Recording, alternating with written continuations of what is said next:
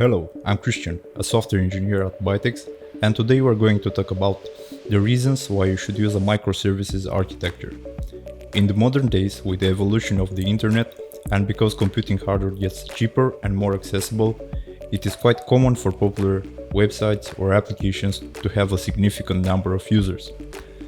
We, as engineers, must keep up the rhythm and adapt our applications to do well in these circumstances. An important consideration when building modern application with many users is your backend architecture. Quite often, people in the tech industry talk about buzzwords like monolithic architecture and microservices architecture. You're probably wondering what these things are. Are they some fancy tech terms? Both architectures are solutions that came up naturally as answers to the simple question: how should I design my backend code? And in the following minutes, we are going to discuss the fundamental differences between these two. When you're building an application that has a server component, oftentimes you will need to choose between multiple architectures regarding the structure of your backend. Back in the days, the internet wasn't a thing. Most applications had a monolithic structure. This means that the entire backend code was contained in a single deployable unit. But with the growth of the internet, problems such as scalability appeared. That is, when you want your app to behave the same when 1 million clients are using it as it behaves for 1000 clients or 10 clients. First, let's dive deep a bit into how scaling is achieved. There are two ways to scale an application. Vertical scaling, when you increase the resources of the instance your application is running, adding more RAM, more CPU or more disk. Or horizontal scaling, when you increase the number of instances your application is running on. It turns out that it is more efficient from an economic point of view to scale horizontally, to add more instances, than to invest all your money in a supercomputer.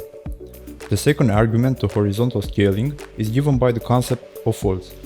That is, your server may go down for various physical reasons, disk failures, power outages, etc. Having more instances running your backend code makes your system fault tolerant.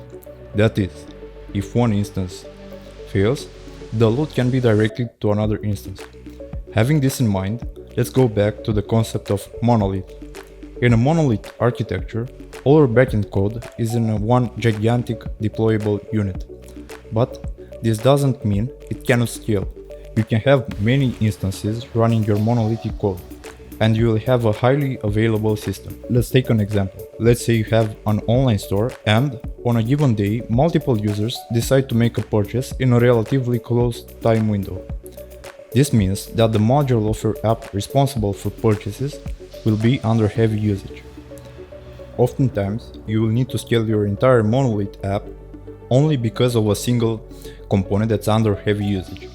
You will need to launch new instances that will run your backend code just to ensure that one module is behaving normally. It will be better if somehow we could scale only that module and not waste hardware resources this way. The good news is that this is possible and it is achieved by a microservices architecture.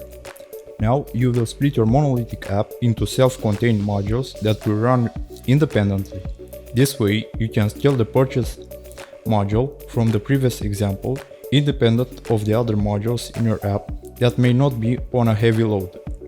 Besides, a more efficient scaling strategy, microservices bring some development advantages. They are more easy to maintain and develop, and the work can be split better, having different teams in charge with different microservices. But monoliths aren't always a bad idea. If you're building a trivial app that won't have a large number of users, using a monolithic architecture may be a better option, saving you the redundant work of splitting your app into more self-contained microservices. Another important advantage of microservices architecture is that your services can be polyglot. That is, you can have one microservice written in Java, one in Node.js, and another one, for example, in Golang. This falls under the easy-to-extend characteristic of microservices.